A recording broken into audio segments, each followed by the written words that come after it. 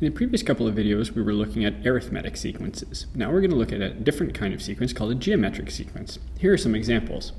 3, 6, 12, 24. You can see that each time we're multiplying by 2 to get to the next value. 4, 2, 1, a half, etc. This time you can see we're multiplying by a half each time. And in the last one, you can see that numbers are alternating between positive and negative, and that's because each time we're multiplying by -2. So a geometric sequence is just a sequence in which we multiply by the same quantity each time, instead of adding as we did with arithmetic sequences. And because we're multiplying, we call it the common ratio and abbreviate it with R.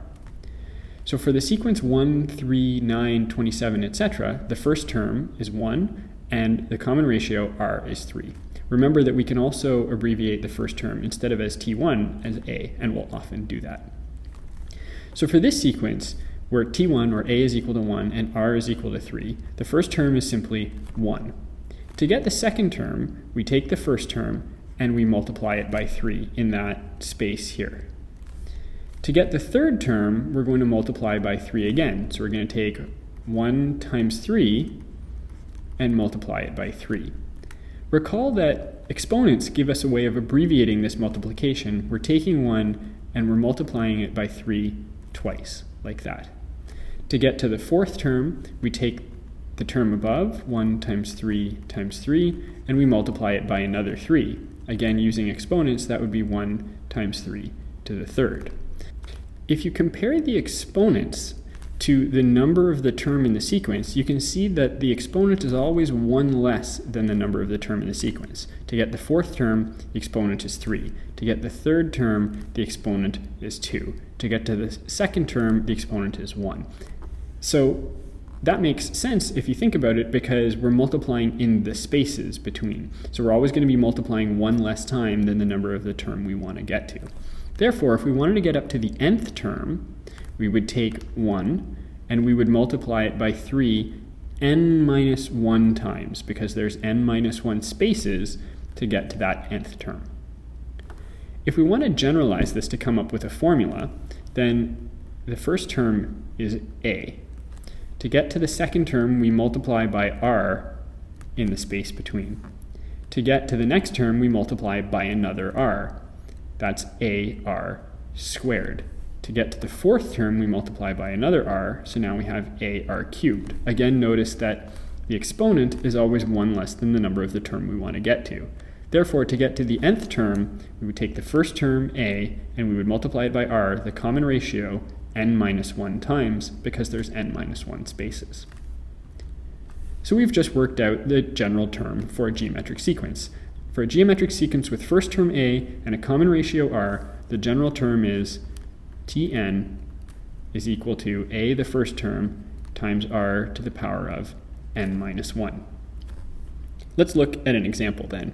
Given this geometric sequence, 4, 12, 36, etc., find the general term Tn and T12. First, we can confirm that this is a geometric sequence because each time we go up, we're multiplying by 3. So A is equal to 4, the first term is 4, and the common ratio is 3. To find the general term, T sub n, we use the formula above. So T sub n is equal to AR to the power of n minus 1. Therefore, plugging numbers in, we get 4 times 3 to the power of n minus 1. And we can just leave it at that. To find the 12th term then, we plug 12 in for n. So the 12th term is equal to 4 times 3 to the power of 12 minus 1, or 4 times 3 to the 11. And you'll need a calculator for that. That's equal to 4 times 177,147, or 708,588. Now we're asked to express that previous sequence using a recursive definition.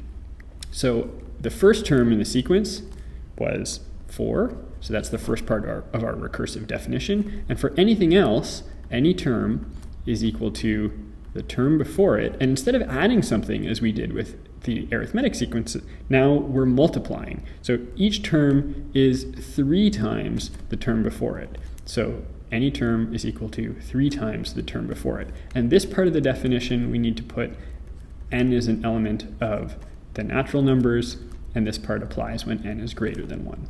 So that's a recursive definition of the sequence that we just saw. Here's another question. How many terms are in this geometric sequence? Well, again, let's write down what we know. We know that the first term is 3, and we can easily see that the common ratio is 4. And we're asked to figure out what number is that term. So we know that that nth term is 3072, but we're missing what n is. If we go back to our formula, the general term is a times r to the n minus 1. In this case, we know that the nth term is 3072, we just don't know what n is. Plugging in a and r, we get this. Now, we need to isolate the n, which is in the exponent. If you're comfortable using logarithms, you'll be able to use logarithms during this, but the numbers are easy enough that we can work it out fairly simply. First, we need to divide both sides by 3 to get rid of the 3 out front. Dividing gives us 1024 is equal to 4 to the power of n minus 1. At this point, you could take the base 4 log of both sides if you know logarithms, but it's also fairly easy by guess and check to work out that this is 4 to the power of 5. You can just try different powers of 4 until you get up to 1024. So 4 to the power of 5 is equal to 4 to the n minus 1. If both sides are equal and the bases are equal, that means that the exponents have to be equal as well. So 5 has to be equal to n minus 1. Adding 1 to both sides, we get n is equal to 6. So there are 6 terms